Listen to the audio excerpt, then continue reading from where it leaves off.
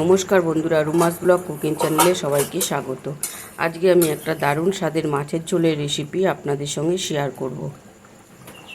ঝোলটা খেতে যেমনি সুন্দর, দেখতেও তেমনি অসাধারণ। ভিডিওটা প্রথম থেকে শেষ অবধি দেখার জন্য অনুরোধ রইল। এবার চলুন দেখে নেওয়া যাক মাছের ঝোলটা আমি কিভাবে তৈরি করি।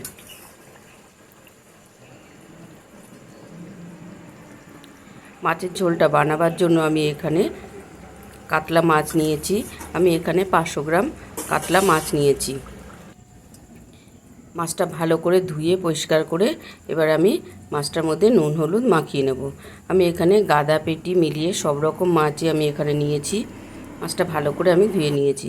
এবার আমি একটা আম কেটে নেব। মাছটা রান্না করব আমি আম দিয়ে।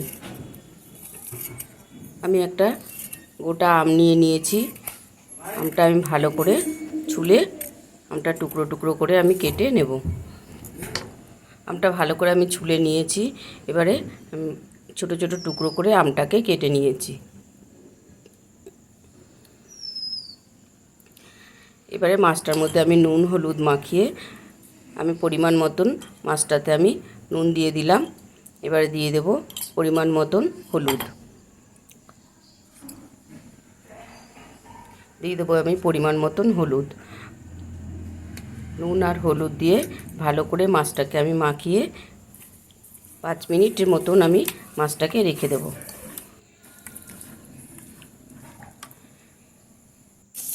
মাছটা নুন হলুদ মাখিয়ে রেখে দিয়েছিলাম।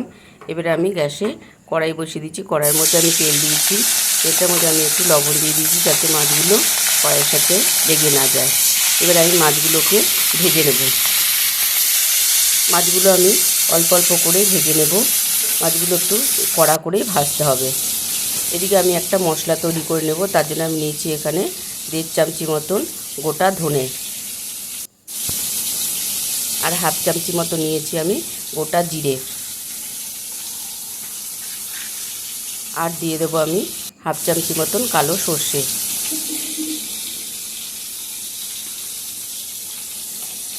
এবারে আমি দিয়ে দেবো কয়েক কোয়া রসুনের টুকরো।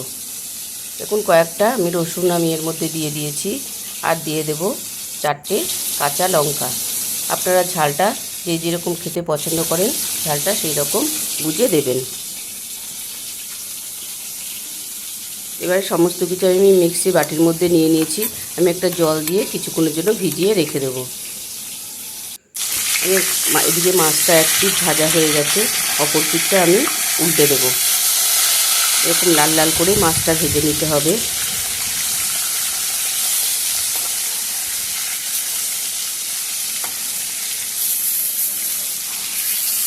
অপর পিঠগুলো আমি মাছটা উল্টে দিয়েছি। এবার আমি যে মশলাটা আমি ভিজিয়ে রেখেছিলাম সেই মশলাটার মধ্যে আমি এখানে 1 ইঞ্চি মতন আদা এর মধ্যে দিয়ে দিলাম। দিয়ে আমি মশলাটাকে তৈরি করে নেব। দেখুন মাছটা আমার লাল লাল করে ভেজে নেওয়া হয়ে গেছে। এবারে আমি মাছটাকে অন্য একটা পাত্রের মধ্যে তুলে রেখে দেবো।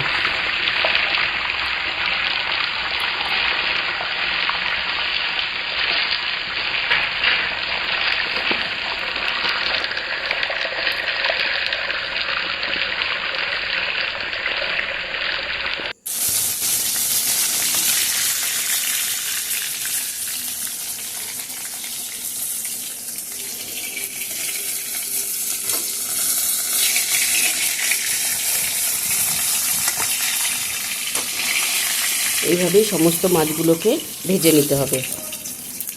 আমি 4 পিস মাছ ভেজে নিয়েছি। এবারে বাকি মাছগুলোকেও আমি ভেজে নেব।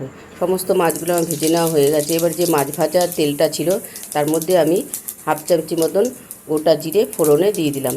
জিরেটা যখন ফোড়নের সুন্দর গন্ধ বেরোবে তখন আমি একটা মিডিয়াম সাইজের পেঁয়াজকে কুচিয়ে রেখেছিলাম, সেই পেঁয়াজ কুচিটা আমি এর মধ্যে দিয়ে দিলাম। পেঁয়াজটা যখন একটু হালকা ভাজা ভাজা হয়ে যাবে, পেঁয়াজের কাঁচা গন্ধটা যখন চলে যাবে তখন আমি এর মধ্যে কেটে রাখা আলুগুলোকে আমি এর মধ্যে দিয়ে দেবো। দেখুন পেঁয়াজটা হালকা একটু ভাজা হয়েছে। এবারে আলুগুলোকে আমি কেটে রেখেছিলাম আগে থেকে, কেটে আমি একটু ভাপিয়ে রেখেছিলাম, সেই আলুগুলোকে আমি পেঁয়াজের মধ্যে দিয়ে দিলাম।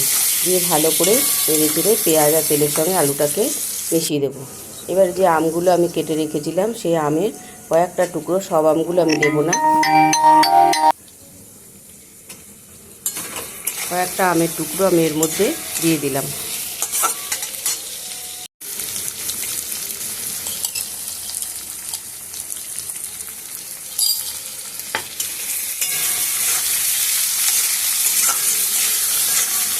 এবার আমি এতে পরিমাণ মতো নুন দিয়ে দিচ্ছি, দিয়ে আমি ভালো করে আবার নেড়ে চেড়ে ভালো করে মিশিয়ে নেব। আমি এতে পরিমাণ মতন আবার হলুদ দিয়ে দিলাম।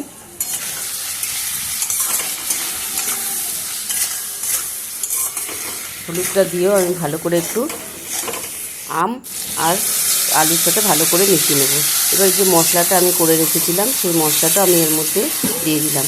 মশলাটা দিয়ে ভালো করে আমি এতে আলুর সাথে মিশিয়ে নিলাম। এবার মিক্সির বাটিটা ধুয়ে আমি অল্প পরিমাণে একটু জল দিয়ে দিলাম। জলটা দিয়েও ভালো করে আলুটার সঙ্গে ভালো করে মিশিয়ে দিতে হবে।